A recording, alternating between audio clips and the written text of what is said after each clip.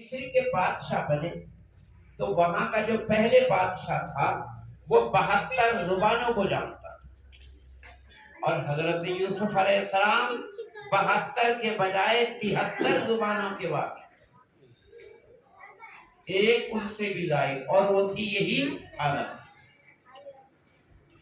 آدمی دنیا میں تو کوئی زبان بولے لیکن مرد ہی خود بخود ہر آدمی کی زبان، ہر آدمی کی، ایمان اور غیر ایمان کی بات نہیں ہے، ہر آدمی کی زبان عربی میں بدل جاتی ہے۔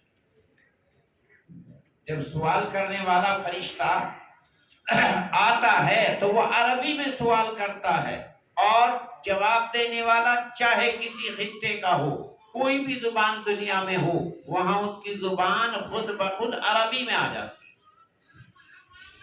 اور یہی نہیں، جب قیامت کا دن ہوگا وہاں بھی جو سوال اور جواب ہوں گے وہ بھی عربی میں ہوں۔ اور یہی نہیں، جب جنت میں چلے جائیں گے جنت میں جانے والے تو وہاں ان کی زبان عربی زبان ہے۔ تو تمام زبانوں میں افضل زبان عربی۔ اسی بنا پر پہلی جو اللہ تعالیٰ نے کتاب انسانوں کی ہدایت کے لیے اتاری ان کی زبان عربی نہیں تھی۔ تورات ہے، انجیل ہے، زبور ہے اور بھی بہت چھوٹی چھوٹی کتابیں بہت سینکڑوں نازل ہوئی۔ کسی کی عبرانی، کسی کی سریانی زبان، الگ الگ زبانیں، مگر یہ قرآن عربی ہے۔ چونکہ اور تو کتاب ہیں، یہ قرآن کتاب ہونے کے ساتھ اللہ کا کلام بھی۔ کتاب میں تو رد و بدل ہو جاتی ہے لیکن کلام میں کوئی رد و بدل نہیں ہوتی۔ اس طرح تیر کمان سے نکلنے کے بعد واپس نہیں آتا، زبان سے بات نکلنے کے بعد واپس نہیں آتی، نکل گئی سو نکل گئی، اب اسے رد و بدل کرنے لگے نہیں ہوتا۔ تو یہی وجہ ہے کہ یہ قرآن اللہ کا کلام ہے، اور کلام بھی اتنا عظیم کلام، دنیا کی کوئی چیز ایسی نہیں ہے جس کا ذکر اللہ تعالیٰ نے قرآن پاک میں نہ فرمایا ہو۔ ہر چیز اس میں۔ ایک بزرگ نے قسم کھا لی کہ میں اپنی لڑکی کا نکاح کروں گا، شادی کروں گا، دنیا کی ہر چیز کا ایک عدد جہیز میں دوں گا، اگر ایک چیز بھی رہ گئی تو میری بیوی میرے اوپر حرام۔ قسم تو کھا لی، لیکن پھر اس نے غور کیا کہ دنیا میں تو نہ معلوم کتنی چیزیں ہیں، ان کا شمار کرنا ہی مشکل سے جائے کہ جمع کرنا اور بچی کو جہیز میں دینا۔ اب یہ ایک فطری چیز ہے، اس کے دل میں ایمان ہے، ہر موقع پر وہ ان عالموں کی طرف رجوع کرتا ہے۔ بچہ پیدا ہوا، پیدا ہوتے ہی مؤذن اور مکبر کی ضرورت ہے، فوراً کان میں اذان پڑھنے کے لیے پیدا ہوتے ہیں، اور وہ اذان اور وہ تکبیر اس بات کی علامت اور خبر ہے کہ اذان و تکبیر ہو گئی، اب تو انتظار صرف نماز کا، اور وہ نماز بھی کون سی؟ جنازے۔ پیدا ہوتی اذان اور پیدا ہوتی تکبیر، اب بس کتنا وقت ہے، چاہے وہ 1 گھنٹہ جیے، چاہے وہ 100 سال جیے، جب بھی گویا اس کی وفات تو فوراً جنازے کی نماز، نماز اذان، نماز تکبیر، چونکہ پہلے ہوئی۔ تو ضرورت پڑی عالم کی، مسجد کے امام کی، مؤذن کی، اور بڑا پڑھنے کے لائق ہوا تو وہی مکتب میں وہی عالم کی، حافظ کی، جوان ہوا تو نکاح کی ضرورت تو عالم کی، مر گیا تو پھر جنازے کی نماز کے لیے وہی ضرورت۔ تو شروع سے لے کر آخر تک ضرورت، اور اگر درمیان میں کوئی مسئلہ الجھ گیا تو بھی مسئلہ سلجھانے کے لیے ضرورت عالم۔ لیکن آج ہم جو پریشان ہیں صرف اسی بنا پر ہے کہ قرآن پاک کو ہم نے اپنایا نہیں۔ وجہ یہ ہے کہ اللہ تعالیٰ خود فرماتے ہیں تم تو قرآن پاک سے چمٹ جاؤ اور تمہاری ہر ضرورت میں پورا کرنے کے لیے تیار۔ وَمَا مِن دَابَّةٍ فِي الْأَرْضِ إِلَّا عَلَى اللَّهِ رِزْقُهَا، دنیا میں کوئی بھی جاندار چیز اللہ نے اپنے اوپر وعدہ کر لیا ان کے کھانے اور پینے کا انتظام میں خود کروں گا۔ تم روزی کے لیے پریشان نہ ہو، حضرت یوسف علیہ السلام جب ایک قید خانے سے غلام نجات پا کر جانے لگا تو حضرت یوسف علیہ السلام نے اسے کہا اذکرنی عند ربی، آپ اپنے بادشاہ کے آقا کے پاس جا رہے ہو، ذرا میرا بھی ذکر کر دینا کہ ایک غلام مجبور محبوس قید خانے میں ہے۔ فوراً اللہ نے جبریل امین کو بھیجا کہ تم اس خدا کو بھول گئے جس خدا نے تمہیں کنویں سے بچایا، بھائیوں نے وہاں ڈالا، جانور وہاں زہریلے، مگر آپ کو وہاں بچایا، اس خدا کو بھول گئے؟ آپ کو عورتوں نے اپنے جال میں پھنسانے کے لیے کیا کیا تدبیریں نہیں کی؟ زلیخا نے نہیں، اور بھی تمام عورتیں وہاں بڑے بڑے رؤسا کی آئی، عمرا کی آئی، حاکموں کی آئی، اپنے جال میں پھنسانے کی کوشش کی۔ آپ نے جب اللہ کو سے دعا مانگی کہ اللہ ان کی باتوں سے تو بہتر مجھے قید خانہ، تو آپ کو وہاں کس نے بچایا؟ اس خدا نے۔ تو کیا آپ خدا کو بھول گئے؟ پھر اس کے بعد جبریل فرشتہ، بڑی طاقت والا فرشتہ، تمام زمین اور آسمانوں کو ایک اشارے میں اٹھا کر زمین پلٹ سکتا ہے، اتنی طاقت تنا فرشتے جبریل۔ اپنا ایک پر زمین پر مارا، زمین پھٹی۔ حضرت یوسف علیہ السلام سے کہا کہ اس میں نظر کرو کیا ہے۔ حضرت یوسف علیہ السلام نے دیکھا، کہا اس میں تو پتھر ہے۔ پھر ایک پر پتھر پر مارا، پتھر کے 2 ٹکڑے ہو گئے، کہا دیکھو کیا ہے۔ حضرت یوسف علیہ السلام کہنے لگے کہ اس میں تو ایک کیڑا ہے اور کیڑے کے منہ میں شہتوت کا پتا ہے۔ تو تب جبریل امین نے کہا کہ جو خدا زمین کے نیچے پتھر کے درمیان ایک کیڑے کو غذا دے رہا ہے، وہ غذا جو غذا اس کی ہے وہی شہتوت کا پتا، تو کیا تمہیں قید خانے میں وہ بھول سکتا ہے؟ تو تب کہا وہ خدا نہیں بھول سکتا کسی کو، اپنے اوپر اس نے وعدہ کر لیا، کہے گا کہ جو بھی کھانے پینے کی چیز جس کے لیے ہے میں نے اپنی ذمہ داری لے لی، میں اس کو دوں گا، لیکن شرط کیا ہے؟ شرط یہ ہے تم میرے بن جاؤ۔ جب تم میرے بن جاؤ گے تو تمہیں کھانے کی، پینے کی، رہنے کی، سہنے کی کوئی پریشانی کی بات ہی نہیں ہے۔ زمانہ جاہلیت میں اور لڑکیاں پیدا ہوتی تھی، شرم ندامت کی بنا پر لڑکیوں کو زندہ دفن کر دیتے تھے۔ اذا بشر احدهم بالانثى ظل وجهه مسودا وهو كظيم يتوارى من القوم من سوء، جب کسی کے یہاں لڑکی پیدا ہوتی اور بتایا جاتا، لوگوں سے چھپتا، منہ چھپاتا، ندامت شرمندگی کی بنا پر کہ میرے گھر میں بچی ہوئی ہے، بڑی ہوگی کسی کی بیوی بنے گی، تو اپنے لیے ندامت شرمندگی محسوس کرتے ہوئے لوگوں سے ملتا بھی نہیں۔ اور اگر لڑکا پیدا ہو گیا تو لڑکے کو بھی قتل کر دیتے تھے، اس خیال کی بنا پر کہ ہم اسے کہاں سے کھلائیں گے، کہاں سے مکان بنائیں گے، کہاں سے اس کا انتظام کریں گے۔ تو تب اللہ تعالیٰ نے ایک آیت نازل فرمائی، لا تقتلوا اولادکم خشیۃ املاق، اپنی اولادوں کو فقر و فاقے کے خوف کی بنا پر تم قتل مت کرو۔ کیوں؟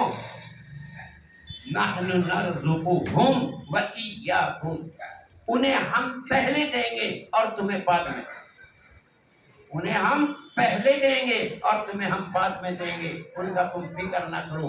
ایک والدہ جس کے 10 بچے پیدا ہوتے ہیں، پیدا ہونے سے پہلے ان کی چھاتیوں میں اللہ تعالیٰ ان کی غذا وہی پیدا کر دیتا ہے۔ جب ہم کبھی بچپنا تھا دیکھتے تھے کھیتوں میں زیادہ تر وہ پیلے رنگ کے کانٹے سے پیدا ہوتے تھے، 1 بیگھے میں 1-1.5-2 کونٹل غلہ ہوتا تھا، لیکن آج آپ کے اور ہمارے سامنے ہے وہی زمین ہے، لیکن وہی 2 کونٹل 4 کونٹل 5-7 کونٹل تک 1 بیگھے میں پیدا ہو جاتا ہے۔ اور اسے رزق دینے کے لیے جن چیزوں کی ضرورت نہیں ہے، اس نے تو نمونے کے لیے ہمیں بتا دیا، کیا بتایا؟ 5 لاکھ افراد، موسیٰ علیہ السلام کی قوم بنی اسرائیل 5 لاکھ، اور میدان تی ہے، کل 27 میل مربع جگہ ہے، میدان تی کل 27 میل، 5 لاکھ آدمی۔ اب رہا نہ وہاں کھیتی ہے، نہ وہاں باغات ہیں، نہ وہاں پر نہر ہے، نہ ٹیوب ویل اور کنویں ہیں، اور وہیں پر سب کی وفات بھی ہوئی۔ کتنے دن وہاں پر رہے؟ صرف 10-15-20 آدمی باقی رہے تھے، ورنہ سب کے سب وہیں پر وفات ہوئی. حضرت موسیٰ علیہ السلام کی بھی میدان تیہ میں وفات ہوئی. لیکن کھانے کا انتظام، پینے کا انتظام اللہ تعالیٰ نے وہیں پر کر دیا. رات کے وقت میں حلوہ، نمکین دونوں چیزیں اتار دی جاتی تھی. رات کے وقت میں شبنم کی طرح حلوہ میٹھا اور بھنی بھنائی بٹیر پرندے وہیں پر بھیج دیتے، اور حکم کر دیا ایک دن کا لینا، زیادہ جمع نہ کرنا، زیادہ اگر جمع کرو گے تو وہ خراب ہو جائے گا، تمہیں ہر روز نیا دیا جائے گا. پوری زندگی انہیں اللہ تعالیٰ نے آسمان سے رزق اتارا. حضرت عیسیٰ علیہ السلام کہیں مکان نہیں تھا، سفر کرتے رہتے تھے. حضرت عیسیٰ کو مسیح اسی لیے کہتے ہیں، وہ سفر ہی کرتے رہتے تھے. کھانے کا انتظام کیا تھا؟ نہ تجارت، نہ زراعت، نہ کوئی پکانے کی بات. وہ زمین پر ہاتھ مارتے، وہیں سے کھانا نکل جاتا تھا. یہ حضرت عیسیٰ علیہ السلام کا معاملہ. جہاں بھوک لگی زمین پر ہاتھ مارا، زمین پھٹی، کھانا نکل گیا.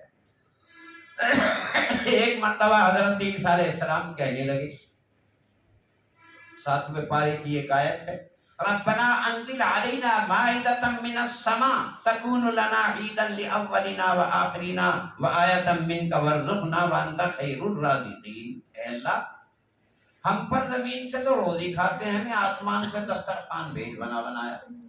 یہ دعا کی، انزل علینا مائدۃ من السماء، آسمان سے دسترخوان. تو اللہ تعالیٰ نے دعا قبول کر لی. آسمان سے آنا شروع ہو گیا چپاتی اور گوشت. یہ ایک فطری چیز ہے انسان کی، چپاتی اور گوشت. یہ آنا شروع ہو گیا. جب جنت میں جنتی جائے گا تو سب سے پہلے اللہ تعالیٰ جو کھانا دے گا، وہاں ایک بیل ہے، وہاں ایک بیل ہے جنت میں، اور جنت کے چاروں جانب جو درختوں کی باڑ ہے، اسے کھا کھا کر کے وہ اتنا سربا ہو رہا ہے کہ اللہ تعالیٰ زمین کی تو روٹی دیں گے، اور جنت میں جو ایک بیل ہے اس کی کلیجی کا سالن دیں گے. یہ دیکھو، یہ ساری باتیں اللہ تعالیٰ نے ہمیں پہلے ہی بتا دی. یہ زمین کی روٹی، کیونکہ زمین میں اللہ تبارک و تعالیٰ نے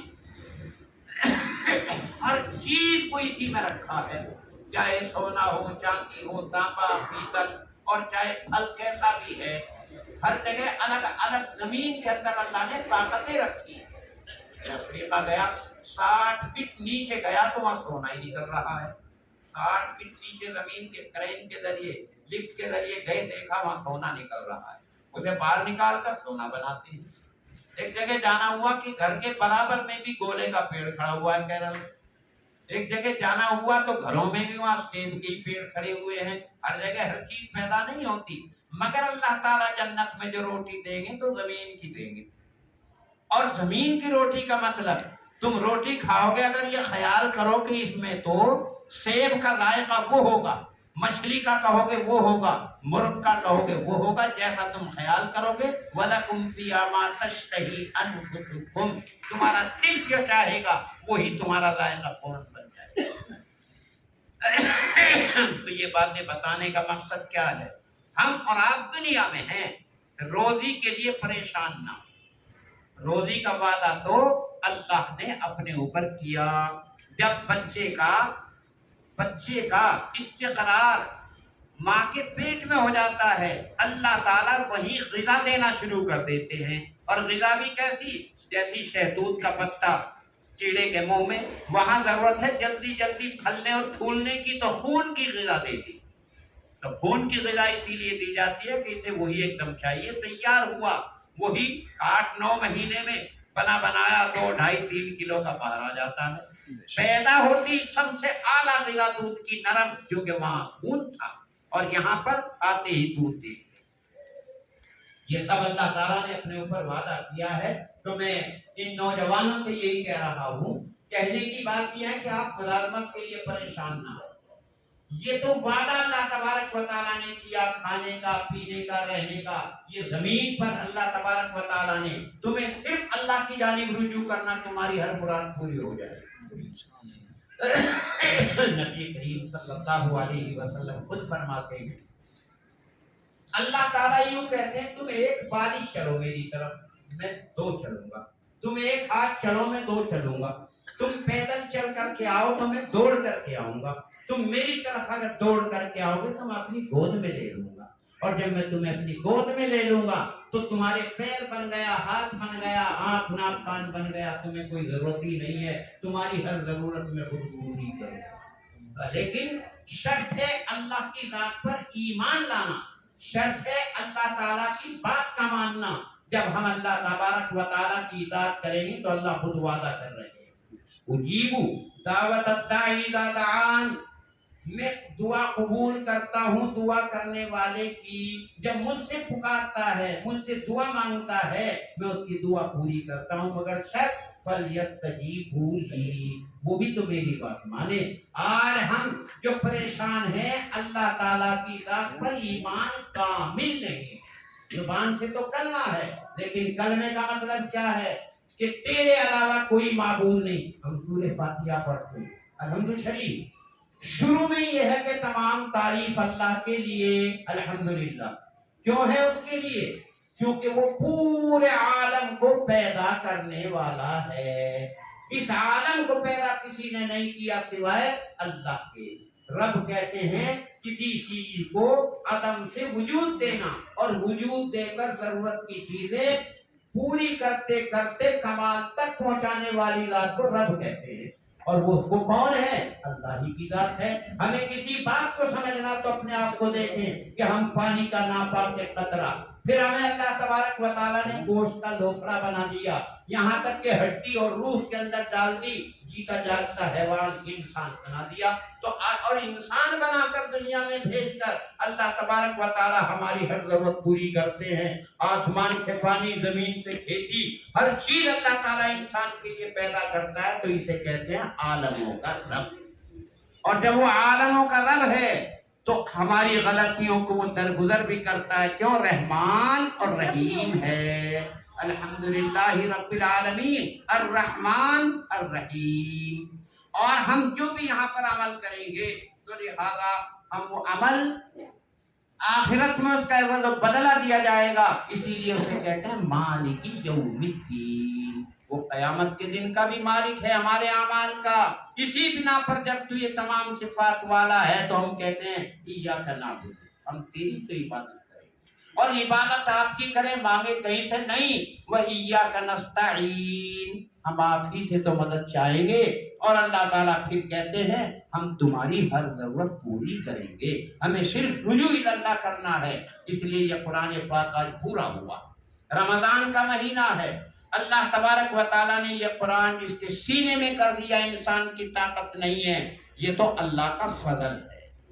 چونکہ یہ قرآن آسمان پر، زمین پر، پہاڑ پر پیش کیا، انہوں نے بھی انکار کر دیا، اور اللہ تبارک و تعالیٰ نے نبی کریم صلی اللہ علیہ وسلم کی ذات گرامی ہمارے لیے ایسی بنا دی جو اتنی کامل، مکمل، اتنی قوت و طاقت والی کہ قرآن پاک کو جو آسمان و زمین نہیں اٹھا سکے، اللہ کے نبی نے اسے لیا، اور پھر اللہ کے نبی نے اپنے صحابہ کو پہنچایا، یہاں تک کہ ہمارے پاس یہ اللہ کا ایک فضل، اللہ کی ایک نعمت آئی ہے۔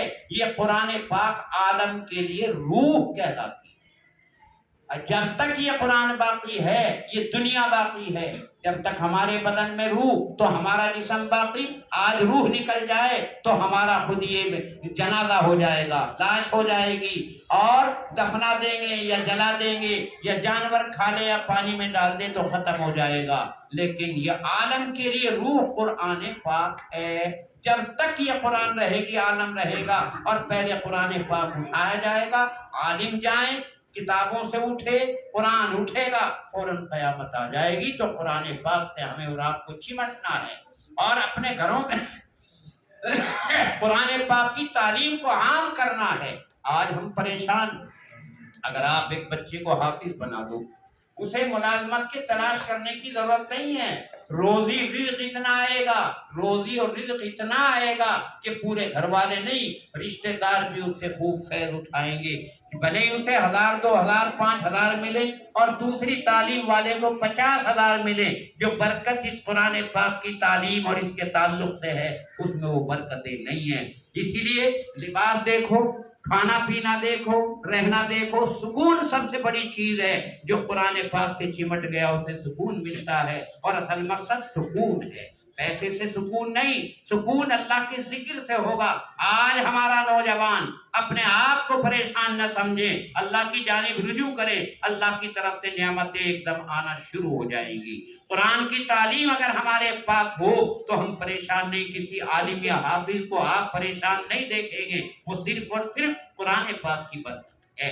इसलिए मैं तो यही दावत देता हूँ कि आप लोग कुछ भी पढ़ें, खूब पढ़ें, डॉक्टर बने, इंजीनियर बने, बड़े बड़े आदिल मुंसिफ जज बने, लेकिन अपने दीन को मजबूती से पकड़ो, इज्जत तुम्हारी 1000 गुना पैदा हो जाएगी। इस दीन की वजह से जिस महकमे में भी रहोगे, अलीगढ़ यूनिवर्सिटी बड़ी आला यूनिवर्सिटी है, वहाँ एक हजरत है मौलाना कलीमुल्लाह साहब, दीनदार हैं, नेक हैं, बहुत बड़े अच्छे आलिम हैं, उनका इतना बड़ा मकाम है, यूनिवर्सिटी में पढ़ते और पढ़ाते हैं, मगर लोग मजलिस करते हैं, दीनदारी है तो पूरी यूनिवर्सिटी उनकी तालीम करती है। तो ये दीनदारी तो ऐसी है, जहां भी इसे इख्तियार करोगे अल्लाह ताला का फैज़ व फज़ल खूब आता रहेगा।